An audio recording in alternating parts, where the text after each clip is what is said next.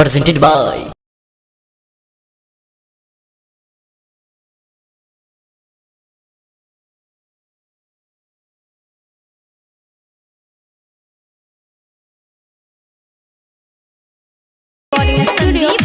रह देव घर में भेटाइल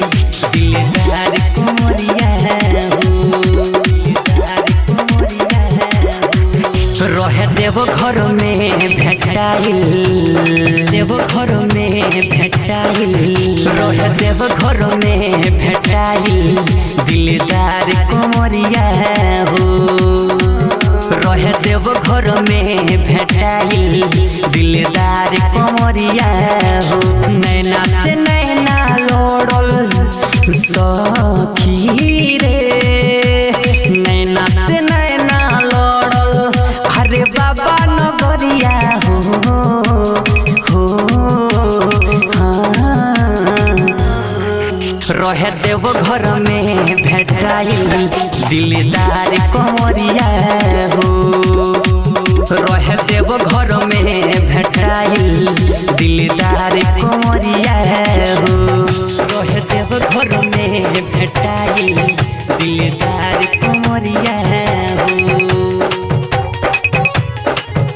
आप सुन रहे हैं राजा रंजित राही को। रह देव घर में भेटाइल दिलदार कुमरिया पहिला सुमारी गोइल रोहनी जल ढारे देखी के एगो कंवरिया लगले निहारे दिलदार कंवरिया पहिला सुमारी गोइल रोहनी जल ढारे देखी के कंवरिया एगो लगले निहारे देखी के कंवरिया एगो लगले निहारे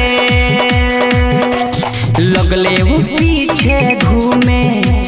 सखी रे लगले वो पीछे घूमे अरे बाबा नगरिया हो हाँ रह देव घर में भेटाइल दिलदार कुमरिया रह देव घर में भेटाइल दिलदार कुमरिया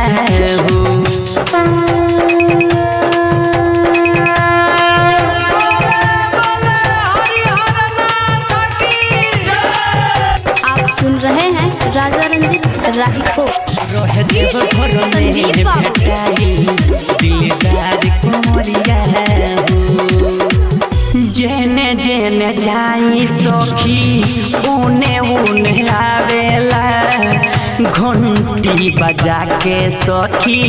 हम के तकावेला हाय हाय जेने जेने जाई सखी उने उने आवेला घंटी बजा के हमके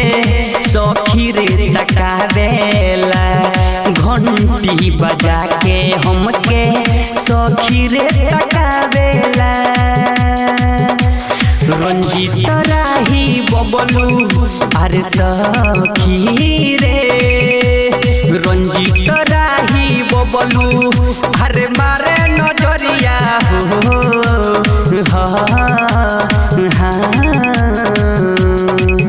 रह देव घर में भेटाइल दिलदार कुमरिया रह देव घर में भेटाइल दिलदार कुमरिया RDS music recording studio Balthar चौक।